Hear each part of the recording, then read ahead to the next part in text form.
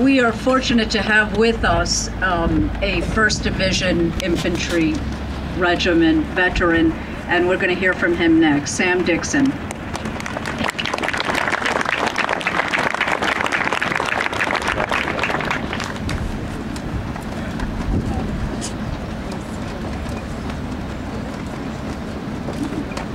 Some of these guys, I really hesitate to follow. I'm not the enthusiastic speaker as the one previous to some of the ones that you've just heard, but I am more humble that you just recently heard about the compliment that was given from a 29th Division man to a 1st Division man. I want to tell you that I'm here today because of the 29th Division. This is the second time that the 29th Division has brought me to France.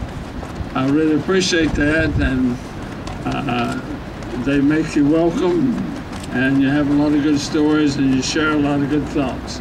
My name is Sam Dixon. I am a 1st Division soldier, and you would probably be scared to death if you knew that when I was 18 years old, I hadn't been out of Wise County, Virginia, and then 4 months later, I'm landing in France to help fight the Germans. The first thing I remember about after I got to England was these 1st Division people that had just got back from North Africa and Sicily. And what they told me was a lot of things about their experiences.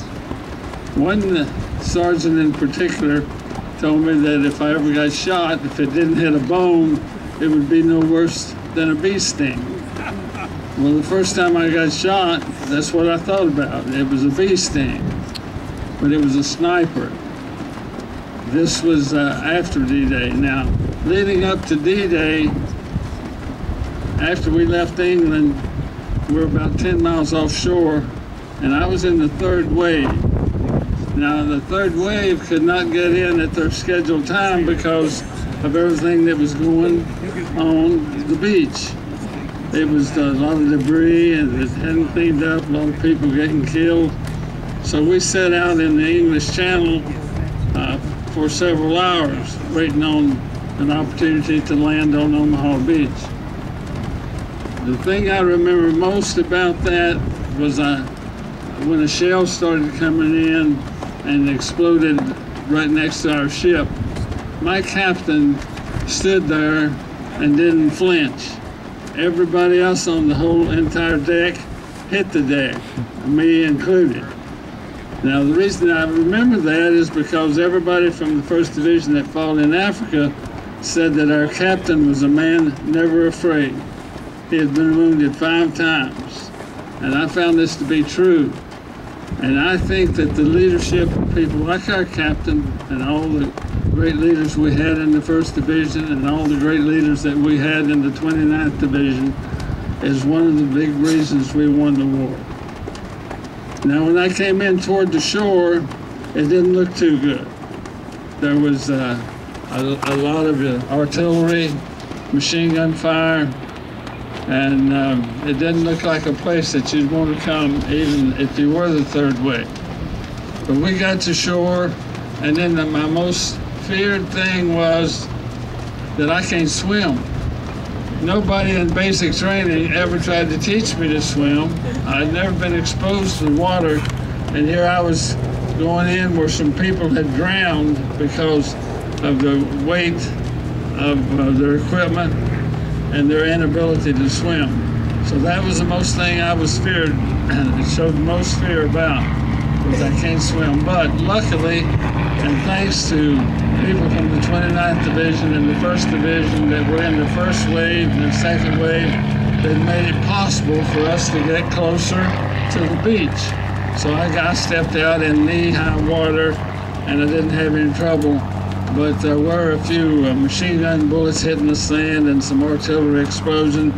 So we immediately sprinted for the safety of the big 100-foot cliff, which is in front of Omaha Beach. After about halfway up that, I saw the best show, I guess you could call it, that I had seen. The Luftwaffe had sent 2 planes, and this was kind of crazy, 2 planes, and we've got 5,000 ships out there, but they did come over Omaha Beach, and if you know anything about tracer bullets, well, every 5th or 6th one is a tracer. Well, and it was just, the planes went by too quick for them to really get zeroed in, but you could see the tracer bullets. We climbed halfway up the hill and enjoyed this fire show. Then we got on up to the top of the hill, and when the first thing we encountered was a tank. Well, we very quietly let the tank go its own way, because there's no way that what I was equipped with is going to fight tanks. I was in the 60mm mortars, and I had a little carbine, and the guys around me weren't any better equipped to fight tanks, so we let it go. Now, we don't know whether it was our tank or their tank, but we're glad to let it go, no problem. From the next 3 or 4 days, my outfit was fighting their way toward Comont. What I remember most about that, other than the fighting, was that I was pretty tired and sleepy, and 2 or 3 times myself as well as other people would fall asleep walking. And then, of course, they hit the ground and they get up and keep going. We were at Comont for about a month, and we spent that whole month fighting off counterattacks by the Germans. After Comont, we was in the breakout at St. Lo. After everybody had done their business, we were ready to advance. And in a little place called Savigny, France, the roommate of mine in our foxhole, he was a fanatic about comic books. He wouldn't let me read his comic books.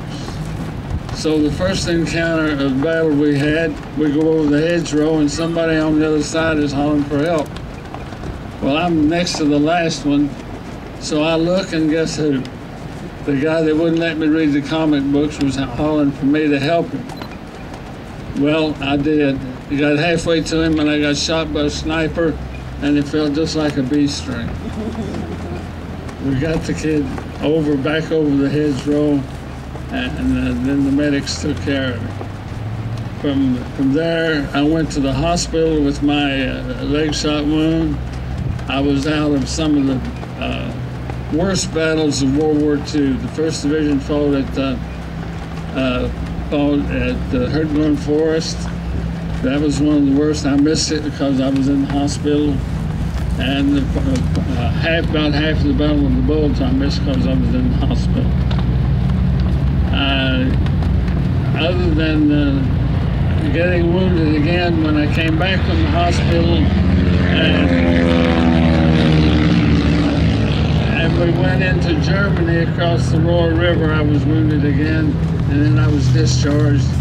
And I'm happy to be here. You know, when the speaker says, "I'm happy to be here," well, if a World War II veteran tells you he's happy to be here, well, he is happy to be here. Thank you.